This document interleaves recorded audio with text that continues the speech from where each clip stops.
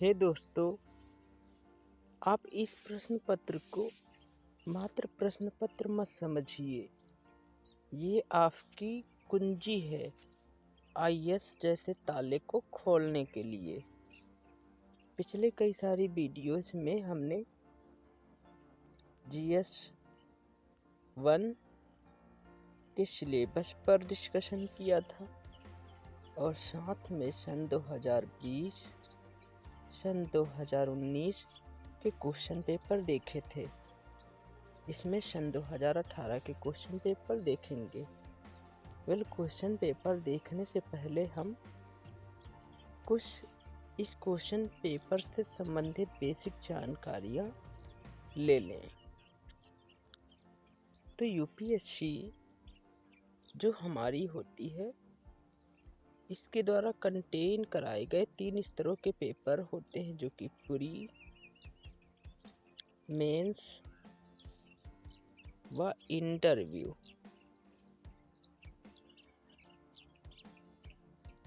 इस स्तर पर होते हैं।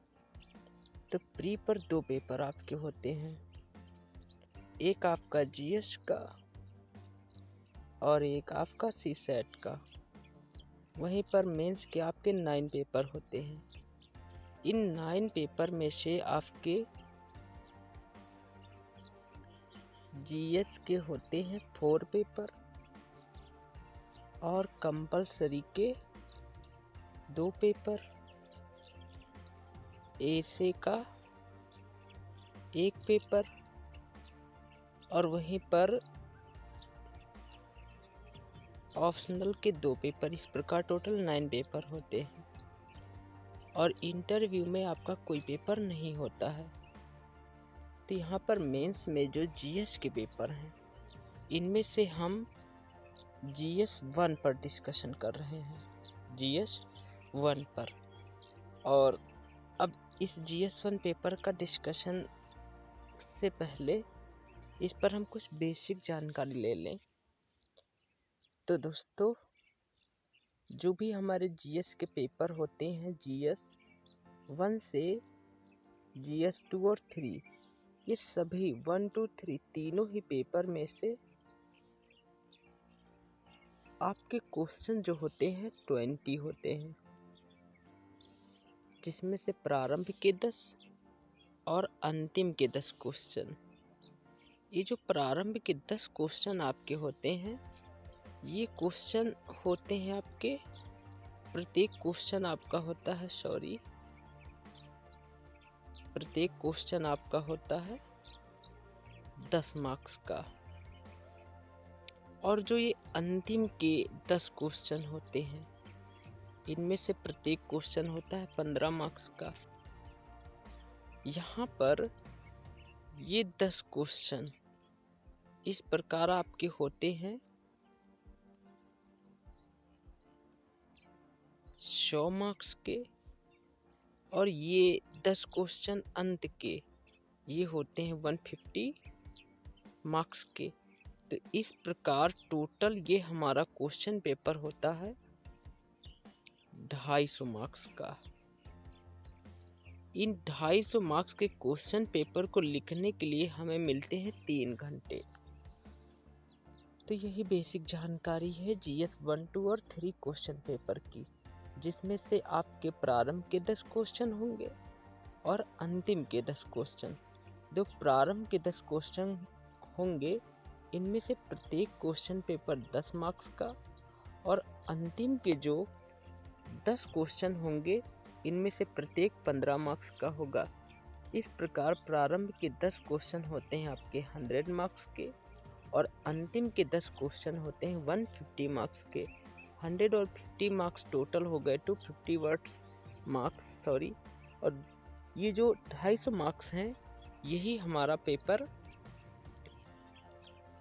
में से मेन होते हैं, और ये टोटल क्वेश्चन पेपर हल करने के लिए हमें 3 घंटे मिलते हैं। तो यहाँ पर एक बात आपको सबसे महत्वपूर्ण ये याद रखनी है कि आपको जीएस के जितने भी क्वेश्चन हैं, आपके GS 1, GS 2, GS 3 and GS 4, इनमें से प्रत्येक क्वेश्चन पेपर को लिखने के लिए आपको 4000 शब्दों का उपयोग करना होगा। ये है बेसिक जानकारी। अब हम अपना क्वेश्चन पेपर देखते हैं। तो दोस्तों यहाँ पर जो एक और बात ये है कि जो भी हमारा जीएस फर्स्ट का क्वेश्चन होता है, इसमें से आपके 3 सब्जेक्ट पूछे जाएंगे। हिस्ट्री में आपकी विश्व इतिहास और भारतीय इतिहास दोनों शामिल होगा। वहीं पर आपका सोसाइटी या सोशियोलॉजी समाजशास्त्र, इसमें भारतीय समाज शामिल होगा। और लास्ट में एक होगा आपका जियोलॉजी में भी आपका वर्ल्ड जियोलॉजी, विश्व भूगोल और भारतीय भूगोल दोनों शामिल होगा। अब हम अपने क्वेश्चन पेपर को देखते हैं।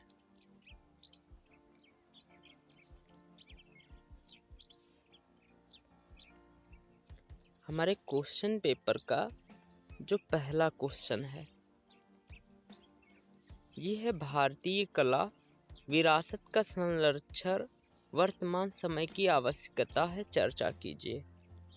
इस क्वेश्चन पेपर का जो कीवर्ड है, जिसके चारों ओर ये प्रश्न पत्र को हम लिखेंगे, इसका कीवर्ड है भारतीय कला विरासत। भारतीय कला विरासत ये आपका आर्ट एंड कल्चर का क्वेश्चन है, वही हिस्ट्री वाले सेगमेंट से ये क्वेश्चन है, जिसका आंसर आप एनसीईआरटी बुक्स या फिर आप नितिन सिंघानिया जी की बुक्स से लिख सकते हैं। का संरक्षण वर्तमान समय की आवश्यकता है। अब बेसिकली यूपीएससी इसमें हमसे क्या पूछ रहा है?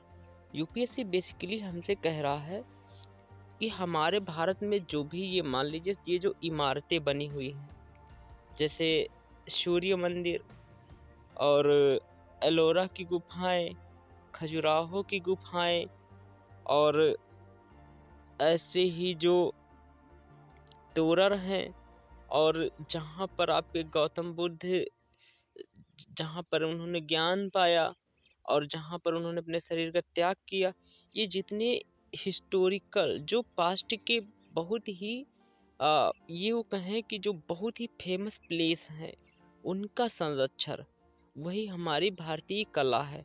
ये जो बहुत पुराने समय के भारतीय कला विरासत का संरक्षण वर्तमान समय की आवश्यकता है। तो ये जितनी सारी इमारतें हैं बहुत पुराने समय की, इनका संरक्षण, इनका बचाव आज जो इस समय पर ये जो कंटिन्यूअस टाइम चल रहा, इस पर इनका बचाव करना चाहिए, इस पर आपको चर्चा करनी है। तो इस पर इनका बचाव आखिर हम करें तो किससे करें?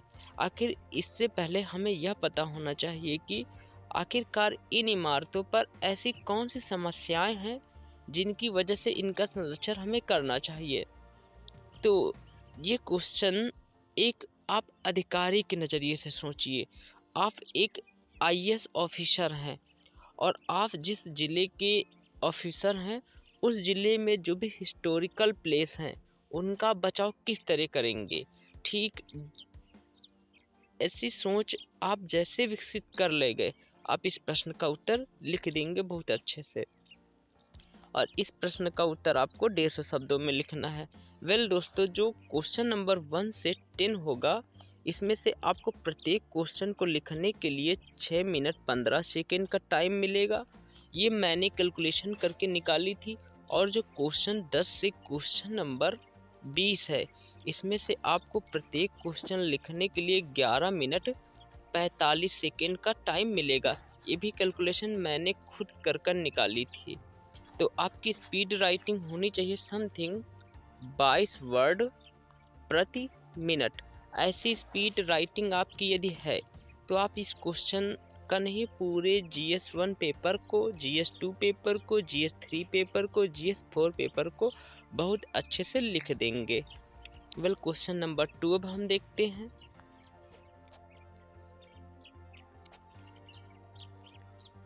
तो क्वेश्चन नंबर 2 में देखिए, भारत के इतिहास की पुनर्रचना में चीनी और अरबी यात्रियों के वृत्तांतों के महत्व का आकलन कीजिए। यहाँ पर इस प्रश्न का जो कीवर्ड है वो है चीनी और अरबी यात्री। चीनी और अरबी यात्री ऐसे व्यक्ति थे जो हमारे भारत देश में घूमने आए थे और उन्होंने यहाँ की जो रहन सहन और यहाँ की जो व्यवस्था देखी, उस व्यवस्था को देखकर ये बहुत ही अधिक आश्चर्यचकित या यूं कहें बहुत ही प्रभावित हुए थे।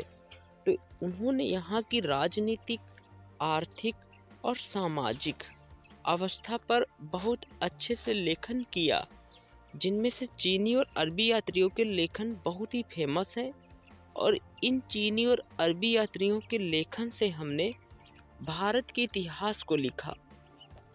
तो यही यूपीएससी हमसे पूछ रही है कि भारत के इतिहास की पुनर्रचना, अर्थात एक बार फिर से हम भारत के इतिहास लिखें और उस इतिहास में चीनी और अरबी यात्रियों के जो यात्रा वृत्तांत थे, अर्थात जो उन्होंने हमारे देश भारत में जो टाइम स्पेंड किया था, उसका क्या महत्व है।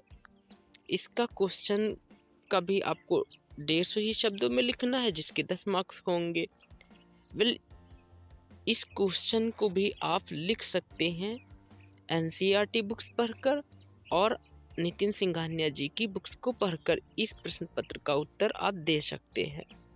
ये भी आपका क्वेश्चन आर्ट एंड कल्चर से ही है। अगला क्वेश्चन नंबर 3 देखिए। वर्तमान समय में महात्मा गांधी के विचारों के महत्व पर प्रकाश डालिए। जो आज का समय है, जस्ट नाउ, इसी वक्त का समय, इस समय काल में जो महात्मा गांधी के विचार है, उनका क्या महत्व है आज के समय में हमारे समाज पर, इसके विषय में आपको तो महात्मा गांधी के विचारों के महत्व पर प्रकाश डालिए। महात्मा गांधी जी के विचार क्या थे? उनका एक बहुत ही फेमस विचार था, अहिंसा से व्यक्ति कुछ भी प्राप्त कर सकता था। तो इस प्रश्न का आपको उत्तर देने से पहले महात्मा गांधी के विचार पता होने चाहिए कि महात्मा गांधी ऐसे कौन से विचार रखते थे। तभी तो हम इस प्रश्न का उत्तर आज के समय के अनुसार दे पाएंगे। तो महात्मा गांधी के विचारों को जानने के लिए जो आपका आधुनिक भारत का इतिहास है, चाहे आप एनसीईआरटी में पढ़िए या फिर जो आपकी आधुनिक भारत की बुक है इतिहास की, उसको पढ़िए। अब क्वेश्चन नंबर 4 देखिए, जिसमें है भारतीय प्रादेशिक नौ परिवहन उपग्रह प्रणाली IRNSS की आवश्यकता क्यों है? यह नौ परिवहन में किस प्रकार सहायक है? यहाँ पर भारतीय प्रादेशिक में नौ परिवहन उपग्रह प्रणाली की आवश्यकता क्यों है और यह नौ परिवहन में किस प्रकार सहायक है। बेसिकली ये जो क्वेश्चन है, इस क्वेश्चन का कीवर्ड है नौ परिवहन उपग्रह प्रणाली। अब नौ परिवहन उपग्रह प्रणाली है क्या? आप परिवहन 4 माध्यमों से करते हैं। वो 4 माध्यम आपका रेल हो सकता है, वो आपकी सड़क हो सकती है, वो आपका वायुयान हो सकता है परिवहन का माध्यम, और वो या फिर आपका हो सकता है जल मार्ग। इन 4 माध्यमों में से जो आपका ये माध्यम है वायुयान वाला, इसका भी आप 2 तरीके से कर सकते हैं। एक तो आप इसमें से जहाज का उपयोग कर सकते हैं और दूसरा इसमें से आप यह कर सकते हैं कि आप आसमान में उपग्रहों को छोड़ दीजिए। उपग्रह है, ये जो उपग्रह होते हैं, इनसे बेसिकली हम सूचनाओं का आदान और प्रदान करते हैं। तो ठीक इसी तरीके से जो क्वेश्चन नंबर आपका 4 है, ये क्वेश्चन नंबर 4 कह रहा है हमसे कि जो ये हमारा है ये नौ परिवहन उपग्रह प्रणाली की आवश्यकता क्यों है। सपोज दैट ये जो आपकी इंडिया में से ये जो इंडिया के विभिन्न प्रदेश हैं, इनके मध्य कम्युनिकेशन का कार्य करता है नौ परिवहन उपग्रह प्रणाली। तो आवश्यकता इसकी क्या है, इसे हमें बतलाना है। और फिर यह नौ परिवहन में किस प्रकार सहायक है, इसे भी बतलाना है। तो ये क्वेश्चन हमारा मुख्यतः 150 शब्दों में लिखना है और जो 10 नंबर का है। अब अगला क्वेश्चन देखिए, क्वेश्चन नंबर 5। क्वेश्चन नंबर 5 में कह रहे हैं यूपीएससी हमसे कि भारत आर्कटिक प्रदेश के संसाधनों में किस कारण गहन रुचि ले रहा है। अब ये आर्कटिक प्रदेश बेसिकली जो आपकी ये जो अर्थ है, और जो अर्थ में से जो ऊपर का भाग है ये है आपका नॉर्थ पोल, और ये निचला जो है ये आपका साउथ पोल। तो इस नॉर्थ पोल वाले भाग को हम आर्कटिक प्रदेश और निचले वाले इस भाग को हम अंटार्कटिक कहते हैं। तो यहाँ के जो संसाधन हैं उनमें भारत गहन रुचि क्यों ले रहा है। अब संसाधन भी आप जानिए हैं क्या। संसाधन बेसिकली आप एक शब्दों में कहना चाहें कि संसाधन की बहुत छोटी सी परिभाषा, तो वो माध्यम जो व्यक्ति की जरूरतों को पूरा कर दे संसाधन है। यहाँ पर माध्यमों की बात हो रही, तो यहाँ पर जो भी माध्यम पाए जाते हैं जिनसे व्यक्तियों की जरूरतें पूरी हों, तो उनमें भारत किस कारण गहन रुचि ले रहा है। ये क्वेश्चन है कि भारत आर्कटिक प्रदेश के संसाधनों में किस कारण गहन रुचि ले रहा है।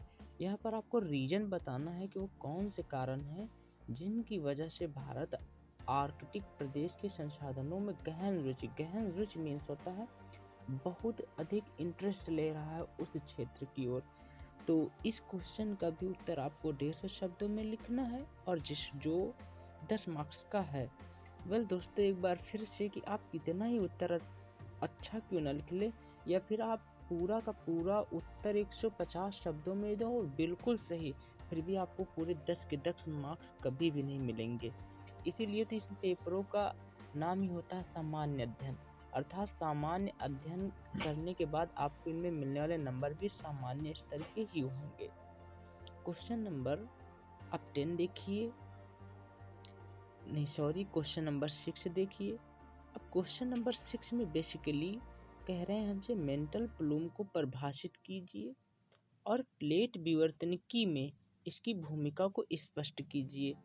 इस क्वेश्चन में से आपके टोटल 2 कीवर्ड है। पहला तो मेंटल प्लूम बताइए क्या है, और दूसरा कि प्लेट विवर्तनिकी में इसकी भूमिका क्या है। तो यहाँ पर आप बेसिकली थोड़ा सा देखिए, ये जो एक फिगर है, इस फिगर में से आपको दिखाई दे रहा होगा कि यहाँ पर ये वाले भाग में से, ये इस जगह पर से, यहाँ पर से आप देखिए ये जो आग का लावा दिखाई दे रहा है इसे हम कहते हैं राइजिंग प्लूम। और जो ये जा रहा है जिस रास्ते से ये ऊपर की ओर लावा, इस रास्ते को टेल, और ये जो पूरी ये जो सतह दिखाई दे रही है ये वाली, ये आपकी मेंटल है, और ये हॉट स्पॉट क्षेत्र है। और उसके ऊपर ये हैं फ्लड बेसाल्ट्स, अर्थात जब हमारा ज्वालामुखी का जो लावा ऐसे निकलने के बाद जब निकलकर ऊपर फैलता है यहाँ पर एक स्थान पर, उसे हम हॉट स्पॉट कहेंगे। लेकिन फिर ये लावा पिघलने के बाद ऊपर उठने के बाद जैसे ये जम जाता है, ये फ्लड बेसाल्ट्स हैं।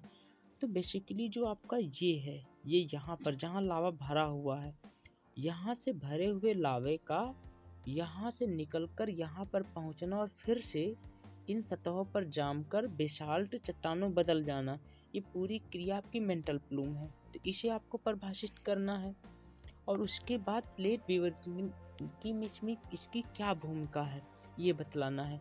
तो जो हमारा ये जो वर्ल्ड मैप है, वर्ल्ड मैप में बेसिकली आपकी 7 मुख्य प्लेट हैं। तो इन प्लेटों का बहाव, ये जो प्लेट है, ये प्लेट, ये प्लेट, और ये प्लेट, ये प्लेट, और ये प्लेट, ये जो प्लेट्स हैं इनका बहाव ही आपका प्लेट विवर्तनिकी है। तो इनमें से जो मेंटल प्लूम है इसकी क्या भूमिका है ये आपको बतलाना है। तो टोटल ये वाला भी क्वेश्चन आपका जो है क्वेश्चन नंबर 6, इसको भी आपको लिखना है 150 शब्दों में, और जिसके लिए आपको 10 मार्क्स मिलेंगे। और इस क्वेश्चन को हमने पहले भी कई बार बताया है कि जो भी आपके स्टार्टिंग के 10 क्वेश्चन होंगे उनको मैंने कैलकुलेशन करके निकाला था, 6 मिनट 15 सेकेंड मिलेंगे लिखने के लिए, और जो अंतिम के 10 क्वेश्चन होते हैं उनको लिखने के लिए आपको 11 मिनट 45 सेकेंड मिलते हैं। ऐसी कैलकुलेशन मैंने करके निकाला था। अब आप देखिए क्वेश्चन नंबर अगला, क्वेश्चन नंबर 7 जो हमारा क्वेश्चन नंबर 7 है, ये इस क्वेश्चन में है क्या बेसिकली। इस क्वेश्चन नंबर 7 में से कह रहे हैं समुद्री पारिस्थितिकी पर मृत क्षेत्रों, जिन्हें इंग्लिश में हम डेड जोन्स कहते हैं, के विस्तार के क्या क्या परिणाम होते हैं।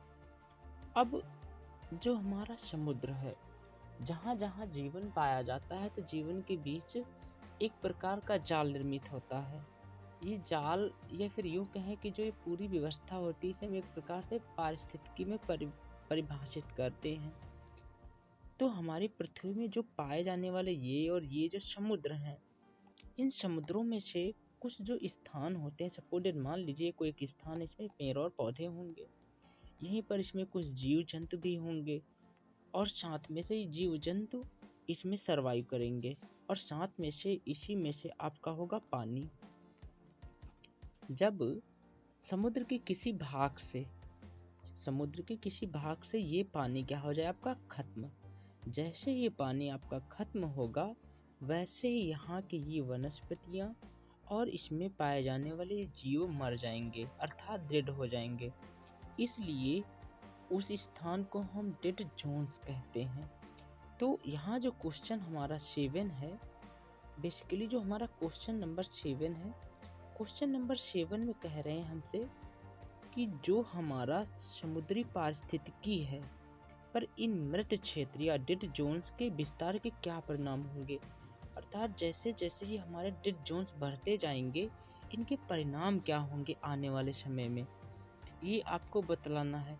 और फिर भी हमने कितनी ही बार कहा है कि आपके जितने भी प्रश्न हैं यूपीएससी, इनको आप जितना हो सके इन्हें करंट से को रिलेट कर दीजिए। आपके जितने भी क्वेश्चन होंगे, इनमें साफ साफ करंट तो लिखकर नहीं आएगा कि इस प्रश्न का उत्तर करंट के माध्यम से दीजिए, हाल फिलहाल की घटनाओं से, लेकिन क्वेश्चन को पढ़ने के बाद आपको उसमें एनालिसिस करना है कि वास्तव में इस प्रश्न का उत्तर हम किस प्रकार से बहुत बेटर दे सकते हैं। उसके बाद अब हम क्वेश्चन नंबर 8 देखते हैं। क्वेश्चन नंबर 8 में बेसिकली हमसे कह क्या रहे हैं।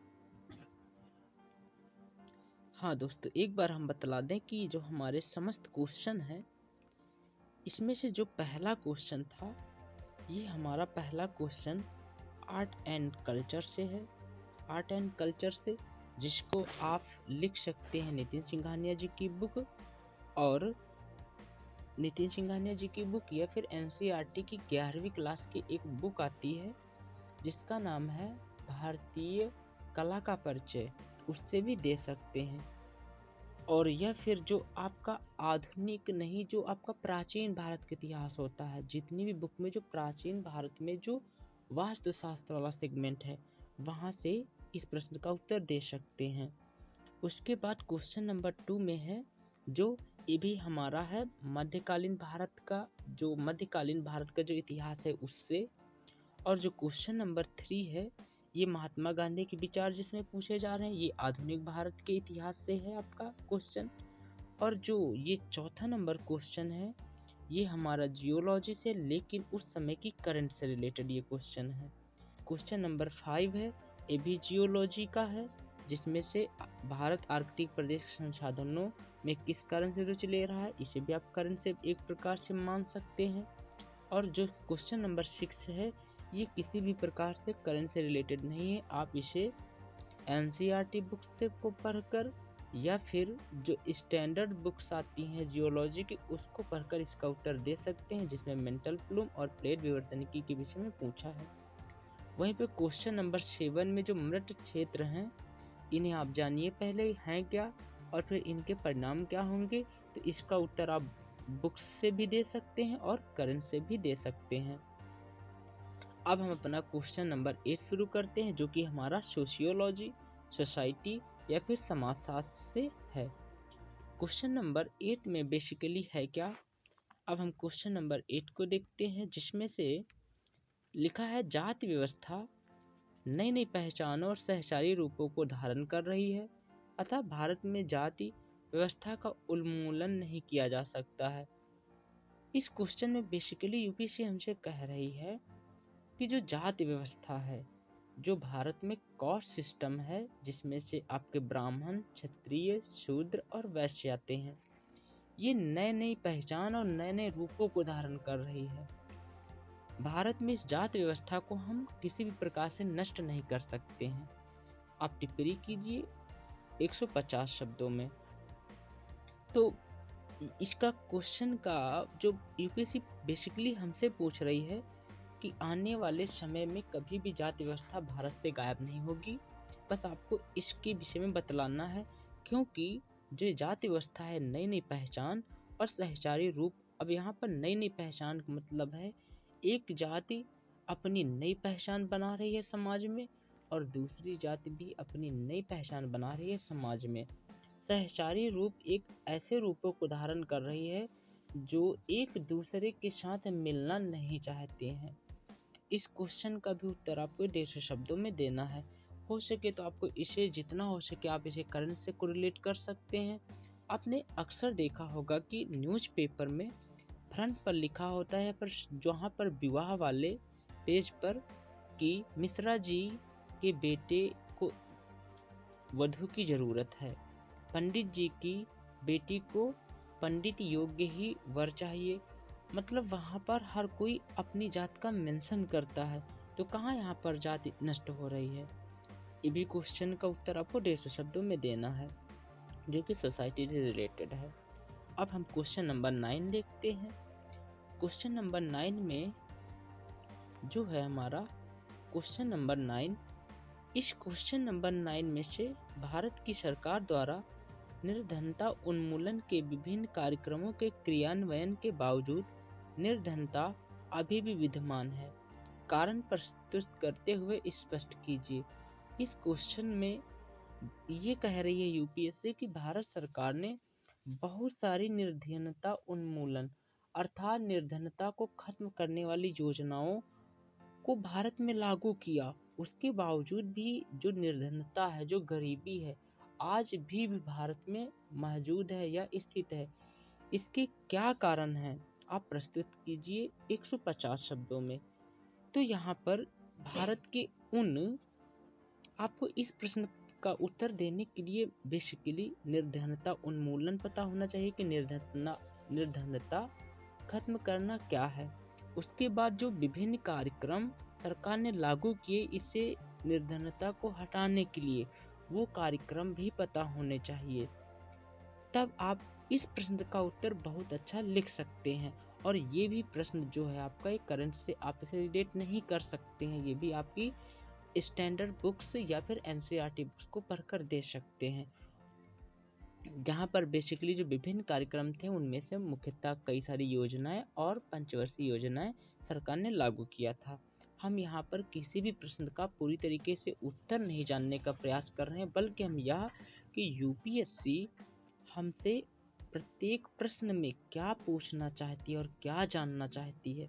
जैसे क्वेश्चन नंबर 9 में देखिए, जो भारत का सबसे एक प्रकार से कह सकते हैं बहुत गर्मा गर्म वाला एक मुद्दा है गरीबी। देखो उस पर यूपीएससी हमसे चाहती है। अब हम देखते हैं अगला क्वेश्चन नंबर 10। यहाँ पर क्वेश्चन नंबर 10 में है, धर्मनिरपेक्षतावाद की भारतीय संकल्पना धर्मनिरपेक्षतावाद के पाश्चात्य मॉडल से किस प्रकार किन किन बातों में भिन्न है। यहाँ पर धर्मनिरपेक्षतावाद कि भारतीय जो धर्मनिरपेक्षता, इस वाक्य को इस प्रश्न को पढ़ने से पहले इसका कीवर्ड जान लीजिए कि इसका जो कीवर्ड है धर्मनिरपेक्षतावाद। अब धर्मनिरपेक्षतावाद है क्या? बेसिकली याद रखना, किसी भी शब्द के अंत में यदि वाद जुड़ जाए, इस वाद का मतलब ही होता है एक विचार। एक विचार, ये वाद का मतलब होता है एक विचार। तो यहाँ पर धर्मनिरपेक्षतावाद, तो धर्मनिरपेक्षता का जो विचार कोई धारण करता है तो इसे हम कहेंगे धर्मनिरपेक्षतावाद।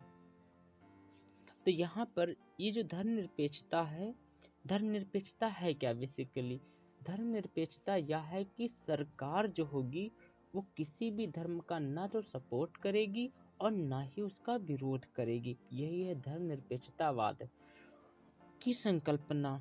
धर्मनिरपेक्षतावाद के जो पाश्चात्य मॉडल से किन किन बात में भिन्न है। पाश्चात्य मॉडल जो विदेशी अर्थात जो हमारे पश्चिमी देश हैं उनसे किस प्रकार अलग है, ये आपको बतलाना है। और इस प्रश्न का भी उत्तर आपको 150 शब्दों में लिखना है। अब अगला देखिए क्वेश्चन नंबर, अब यहाँ से शुरू होते हैं आपके क्वेश्चन नंबर 11, यहाँ अर्थात क्वेश्चन नंबर 11। तो यहाँ पर क्वेश्चन नंबर 11 से क्वेश्चन नंबर 20, ये जो क्वेश्चन होंगे इनमें से प्रत्येक क्वेश्चन को आपको मिलेंगे 15 मार्क्स, 15 नंबर। और प्रत्येक क्वेश्चन को लिखने के लिए आपको 250 शब्दों की ज़रूरत होगी, अर्थात 250 वर्ड्स चाहिए। यहाँ पर आपको बतला दें कि एक प्रश्न को लिखने के लिए आपको 11 मिनट 45 सेकेंड का टाइम मिलेगा। ये यूपीएससी ने मेंशन नहीं किया कि आपको इस प्रश्न को लिखने के लिए 11 मिनट 45 सेकेंड ही मिलेंगे। ये मैंने कैलकुलेशन निकाली थी कि यदि आप पूरा का पूरा पेपर लिखना चाहते हैं तो क्वेश्चन नंबर 11 से 20 तक के क्वेश्चन को आप 11 मिनट 45 सेकेंड दीजिए और क्वेश्चन नंबर 1 से क्वेश्चन नंबर 10 को आप 6 मिनट 15 सेकेंड दीजिए, तो आपका करेक्ट 3 घंटे में पूरे 20 के 20 क्वेश्चन का उत्तर आप लिख लेंगे। तो ये बेसिक जानकारी है। अब हम क्वेश्चन नंबर अपना देखते हैं। तो हमारा पहला क्वेश्चन क्या है, इसे हम देखते हैं। पहला क्वेश्चन जो है यहाँ पर 11, इस क्वेश्चन में है कि श्री चैतन्य महाप्रभु के आगमन से भक्ति आंदोलन को एक असाधारण नई दिशा मिली थी, चर्चा कीजिए। इस शब्द के जो कीवर्ड है वो है श्री चैतन्य महाप्रभु। इनके आगमन से भक्ति आंदोलन को एक असाधारण नई दिशा मिली थी। अब बेसिकली आपको पता होना चाहिए कि श्री चैतन्य महाप्रभु थे कौन। इनके आगमन से जो ये भक्ति आंदोलन है, भक्ति आंदोलन का मतलब यह हुआ कि लोग ईश्वर की भक्ति में बहुत ही अधिक बढ़ चढ़कर भाग लेने लगे। में एक असाधारण नई दिशा मिली। असाधारण मीन्स कि लोग जो भाग ले रहे थे वो बहुत कम संख्या में नहीं बल्कि बहुत अधिक संख्या में भाग ले रहे थे। तो इसकी चर्चा आपको करनी है, वो भी 250 शब्दों में, 250 शब्दों में। यहाँ पर यूपीएससी आपको कॉपी में इतना जगह ही देगी कि जितनी जगह में सिर्फ 250 शब्द आए। तो ये क्वेश्चन का उत्तर देने के लिए आपका जो प्राचीन भारत का इतिहास है उस प्राचीन भारत में से श्री चैतन्य महाप्रभु के विषय में पढ़ना होगा। अब हम क्वेश्चन नंबर 12 देखते हैं। क्वेश्चन नंबर 12 को हम देखते हैं। इसमें चर्चा करें कि क्या हाल के समय में नए राज्यों का निर्माण भारत की अर्थव्यवस्था के लिए लाभप्रद है या नहीं है। अब यहाँ पर आप ये देखिए, जो हमारा क्वेश्चन नंबर 12 है, यहाँ पर जो ये क्वेश्चन पूछा जा रहा है ये पूरी तरीके से करंट पर बेस्ड है। आपको फिर से बता दें कि यूपीएससी एक प्रकार से करंट बेस ही सर्वाधिक क्वेश्चन बनाती है। आप यह कह सकते हैं कि यूपीएससी के लगभग ये 20 क्वेश्चन हैं, 20 क्वेश्चन में से यही कोई 5 या 6 क्वेश्चन छोड़ दीजिए तो आप 14 से 15 क्वेश्चन में करंट को किसी न किसी तरीके से डाल सकते हैं। तो आप करंट का महत्व समझते हैं यूपीएससी के लिए कि कितना ज़्यादा इम्पोर्टेंट होता है। तो ठीक उसी तरीके से जो हमारा क्वेश्चन नंबर ये है 12, इसमें से कह रहे हैं नए राज्यों का निर्माण भारत की अर्थव्यवस्था के लाभप्रद है या नहीं। आप अपने अकॉर्डिंग बताइए हाँ कि जो नए राज्य का निर्माण हो रहा है भारत में, ये भारत की अर्थव्यवस्था के लिए लाभप्रद हैं या नहीं है। अब ये भी क्वेश्चन आपका सोसाइटी से रिलेटेड है, किंतु यहाँ पर अर्थव्यवस्था से लग रहा कि यह क्वेश्चन अर्थशास्त्र से है, लेकिन है यह करंट का, और इसके कारण यह किसी न किसी तरीके से समाज से संबंधित है। इसलिए यह प्रश्न हमसे जीएस 1 में पूछा भी समाजशास्त्र के अंतर्गत, और यही प्रश्न आपका यूपीएससी जो आपका क्वेश्चन जो वो वाला पेपर है आपका क्वेश्चन वो 3 जीएस 3 जिसमें से जो अर्थशास्त्र वाले सेगमेंट में भी ये क्वेश्चन पूछ सकती है। तो आप समझ सकते हैं कि करंट का कोई क्राइटेरिया नहीं है कि करंट का क्वेश्चन कहाँ पूछ लिया जाए।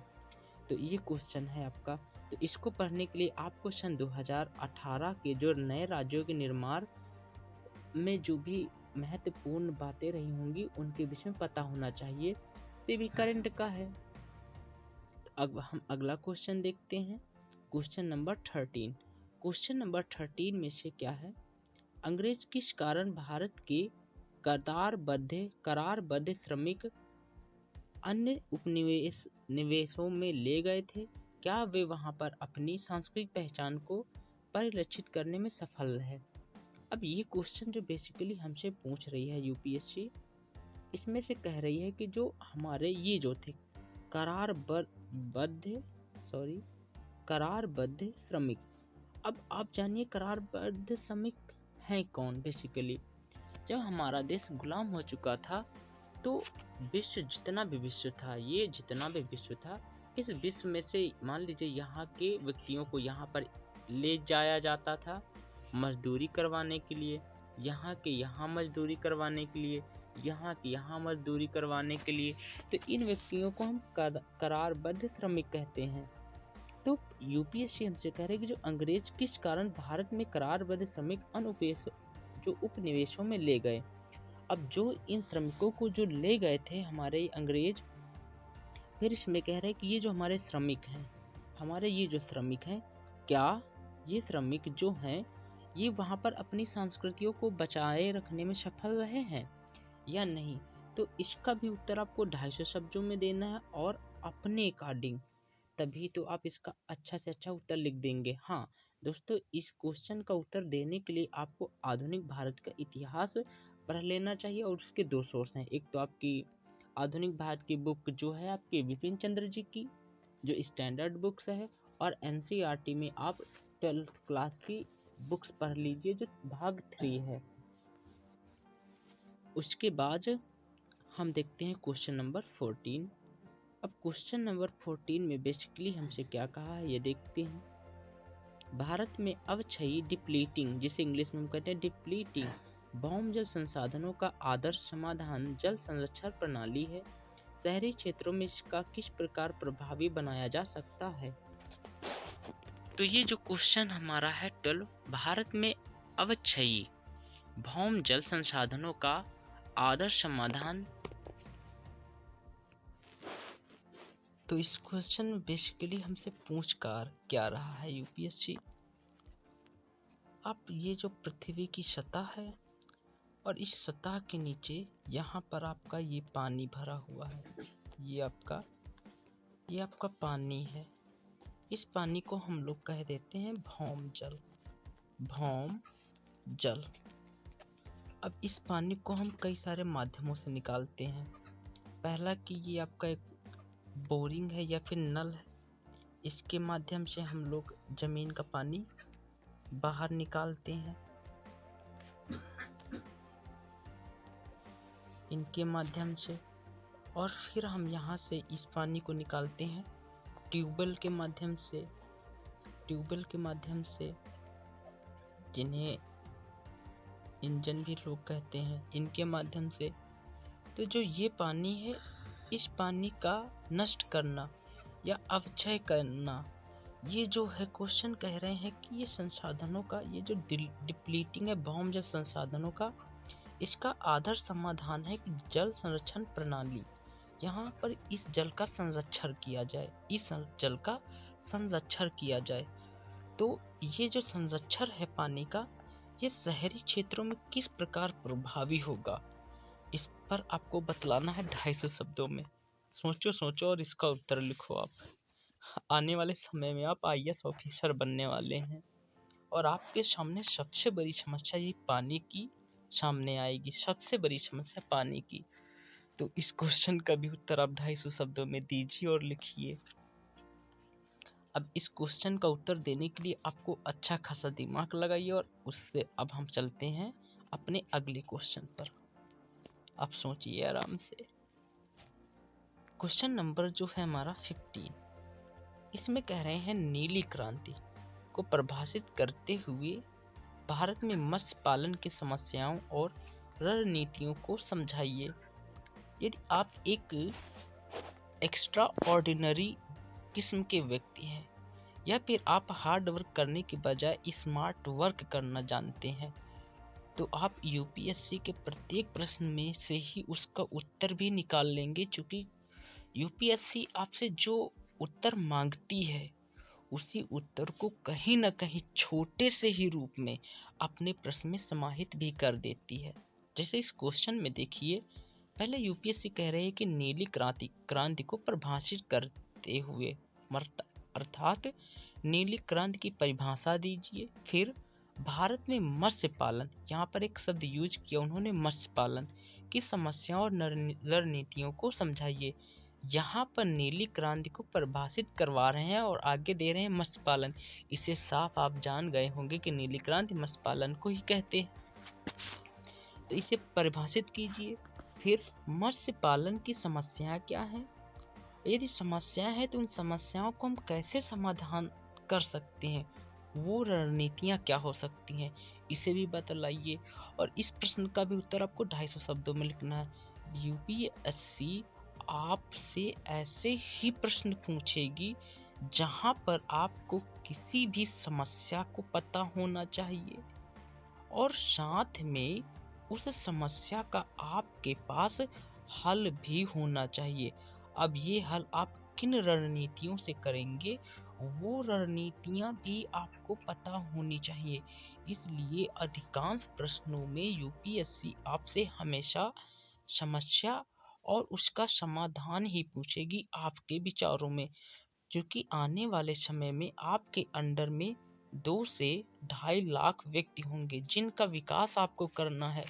तो आपके अंदर एक बहुत ही गजब वाली विकास शक्ति खुद होनी चाहिए। इसलिए यूपीएससी आपसे ऐसे ही प्रश्न पूछेगी जिससे वह आपका निरीक्षण कर सके कि आप में वह विकास शक्ति है या नहीं है। जैसे कि इस क्वेश्चन में से जो हमारा है 15 नंबर का क्वेश्चन, उसमें यूपीएससी कह रही है कि आप मत्स्य पालन की समस्याएं बतलाइए और फिर उन रणनीतियों को बतलाइए जिससे इन समस्याओं का समाधान किया जा सके। अब हम क्वेश्चन नंबर 16 देखते हैं। 16 क्वेश्चन नंबर 16, जिसमें से यूपीएससी कह रही है हमसे भारत में औद्योगिक गलियारों का क्या महत्व है। औद्योगिक गलियारों को चिन्हित करते हुए उनके प्रमुख अभिलक्षणों को समझाइए। अब इसमें भी एक आपका कीवर्ड है औद्योगिक गलियारा। अब यहाँ पर आपको औद्योगिक गलियारे पता होने चाहिए। फिर कह रहे हैं कि औद्योगिक गलियारों को चिन्हित करते हुए उनके प्रमुख अभिलक्षणों को बतलाइए।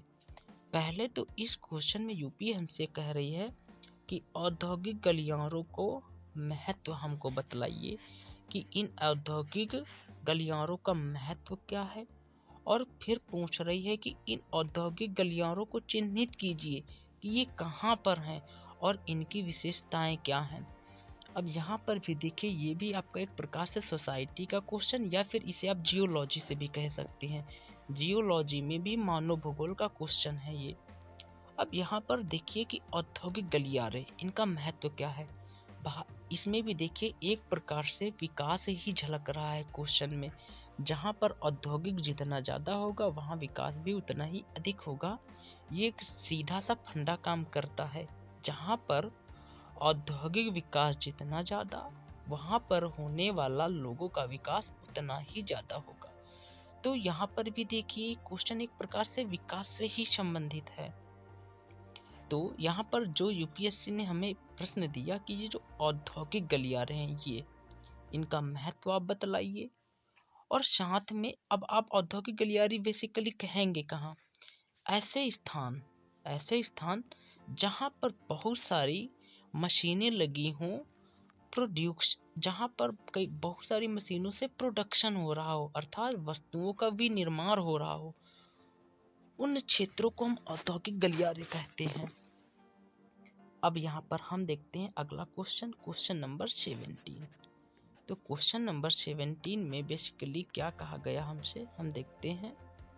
ये है जगह आपका क्वेश्चन नंबर 17।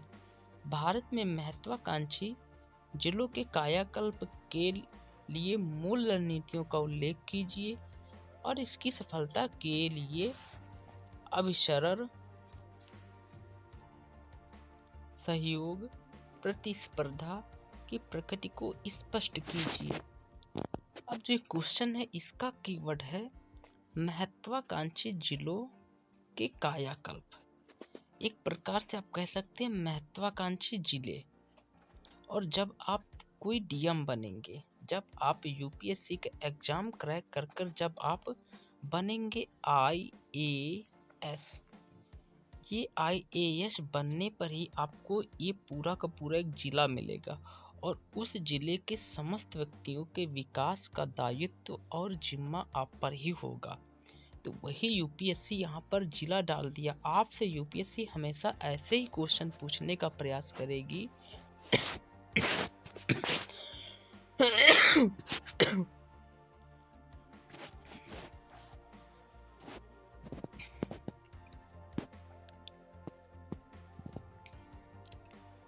जहां पर आपके आईएएस बनने वाले सभी गुण प्रकट हो रहे हों।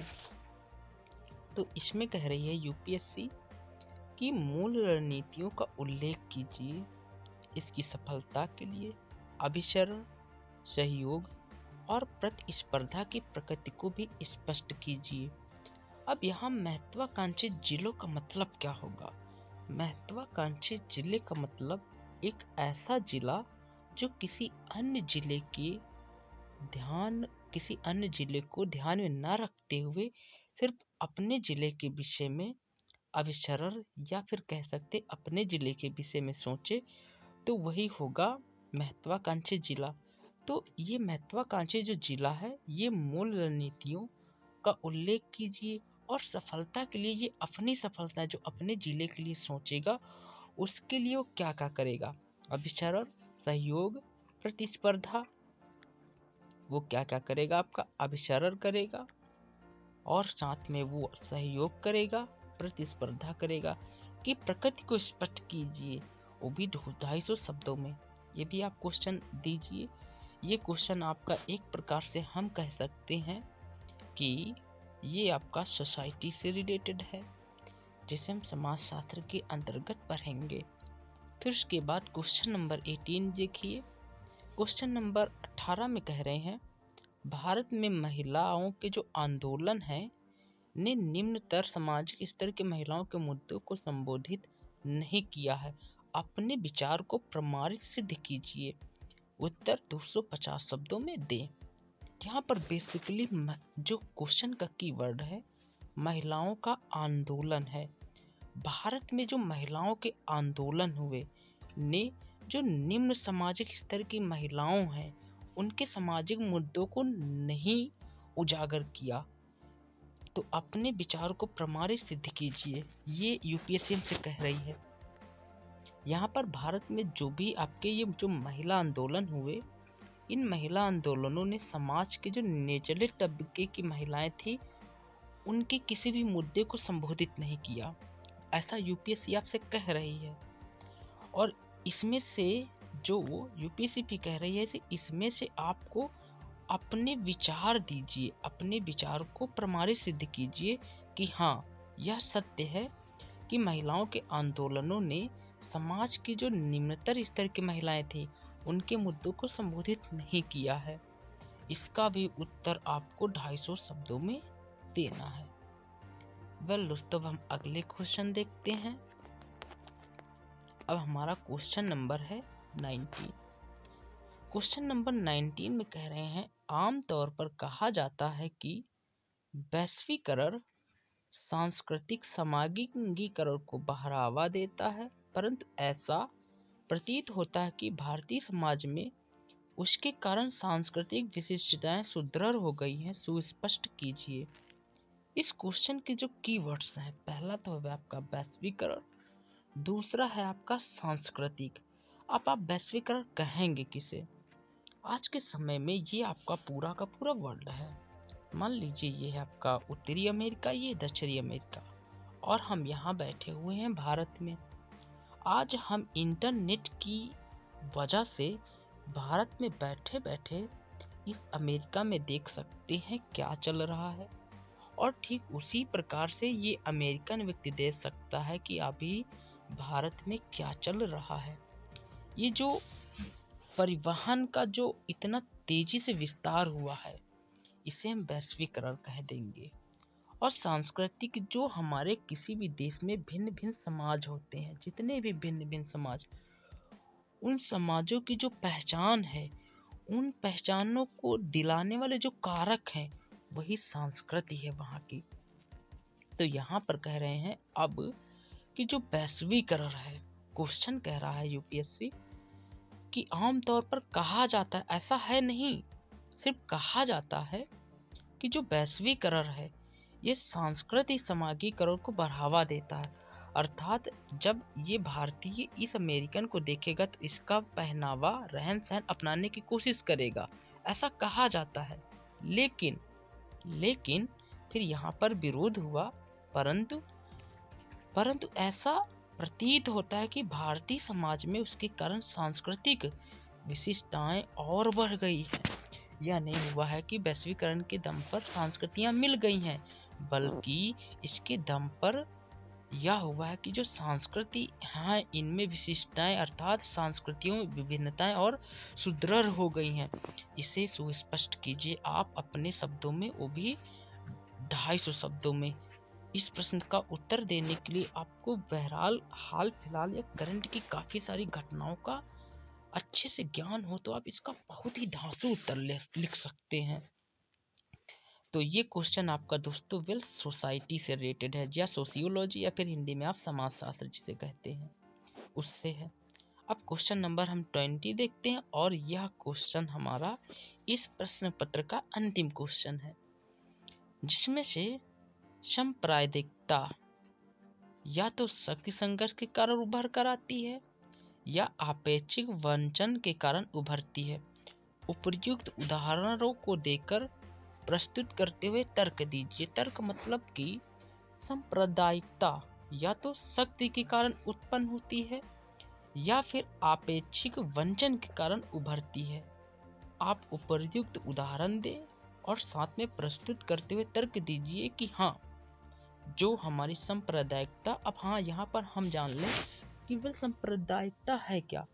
जब किसी धर्म कि व्यक्ति यह कहने लगे कि मेरा धर्म अच्छा है और तुम्हारा बेकार, और दूसरा कहने लगे तुम्हारा अच्छा नहीं है मेरा अच्छा है, तो इस विचारधारा को हम सांप्रदायिकता से जोड़ देते हैं। तो ये जो विचारधारा उत्पन्न होती है या तो शक्ति संघर्ष के कारण उत्पन्न होती है या आपेक्षिक वंचन के कारण उत्पन्न होती है। इस पर आपको यूपीएससी कह रही है तो जाहिर सी बात है वह हमसे अधिक टैलेंटेड है और वह हमसे अधिक बुद्धिमान है। ऐसा ही होता है क्योंकि यूपीएससी में बैठे जो पेपर सेटर हुए हमसे बहुत ही अधिक बुद्धिमान है।